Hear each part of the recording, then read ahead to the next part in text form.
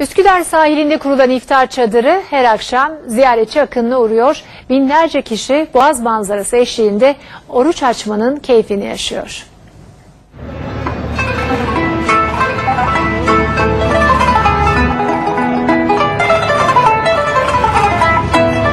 Trabzonluyuz. Burada oturuyoruz. Burada güzel bir iftar yemeği yiyelim dedik. Şöyle kalabalık, boğaz duruyor şöyle güzellikle.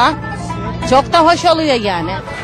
Boğazın serin esintisiyle ziyaretçileri kendine çekiyor. Üsküdar misafirlerini işte bu eşsiz manzara eşliğinde ağırlıyor. Hava güzel, İstanbul güzel, insanlarımız güzel. Üsküdar'a iftar yemeğine geldik. Çok teşekkür ediyoruz. Her şey çok güzel. Boğaz'da böyle iftar yapıyoruz. Denize sıfır olması. Şimdi annemle konuştum, Kız Kulesi'ni seyrederek iftar yapacağız diye. Süper. Boğaz'da iftar yapmak için para harcamaya gerek yok. Yalnızca Üsküdar'da bulunmak yeterli. İftar vakti Üsküdar'da bulunanlar bu özenli iftar sofralarında hem oruç açıyor hem de bu güzel havanın tadını çıkartıyor. Üsküdar Belediyesi iftar çadırını sahile kurdu.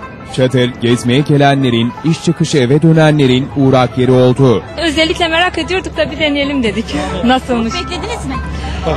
Yani bayağı uzundu kuyruk. İşten mi çıktınız? Evet, işten çıktık. Buraya yetiştiniz. Aynen, evet. Hemen geldik. Deniz kenarında iftar yapacaksınız. Evet, güzel bir yer. Ben Ankara'dan geliyorum. Antrenmandan geldik biz. Öyle eve gidecek vaktimiz yok. Buraya geliyoruz yemek için. Üsküdar meydandaki Ramazan çadırımız olmak üzere 13-14 ayrı mahallemizde toplam 30.000 kişiyle iftar sofrasında bir araya geliyoruz. Bütün İstanbullularla birlikte çok güzel iftar sofralarında şöyle hem leziz hem de kaliteli iftar menümüzde iftar açıyoruz. Erken gelenler hazırlanan masalarda yerlerini aldı. Yalnızlar kalabalık ailelerin arasında yalnızlıklarını unuttu. Yalnız geldim. Çok güzel değil, bir numara. Onun için hep buraya geliyorum. Çok geliyorum buraya. Beğendim, hiçbir şey söylemem kızım, çok güzel. Aydın Nazilli'den geldik. Gelmişken sahilde bir iftar yapalım. Yani evet, duyduk arkadaşlardan. Dedik ve biz gidelim dedik. Efendim havamız da çok güzel. Binlerce kişiye hizmet veren servis ekibi hiç durmadı. Yemek tencereleri taşındı, sular, ayranlar poşetlendi. 3200 sadece masa alıyoruz.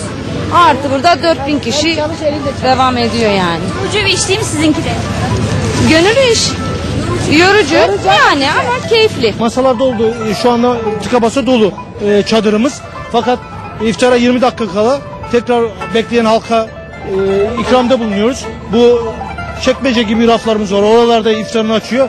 Bir kısmında boşalan vatandaşların yerine tekrar çadır alıyoruz. Ve bu bayağı bir zaman 10'a kadar aşağı yukarı devam ediyor.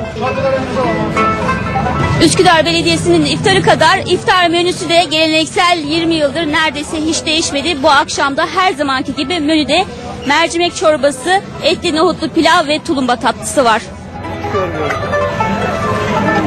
Sen de oruç tuttun mu? Evet. Çok acıktın mı bugün? Evet, çok acıktım. Şimdi aldın çorbanı, pilavını. Evet. Yer bulabilecek misin? Bilmiyorum.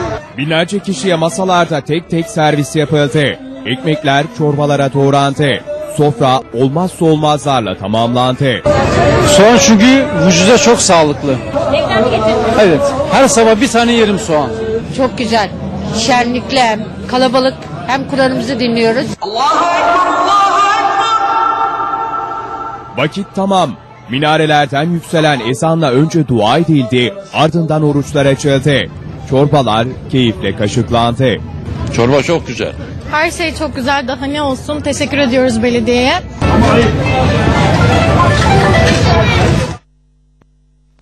Geçtiğimiz hafta Cumhurbaşkanı Erdoğan'ın açılışını yaptığı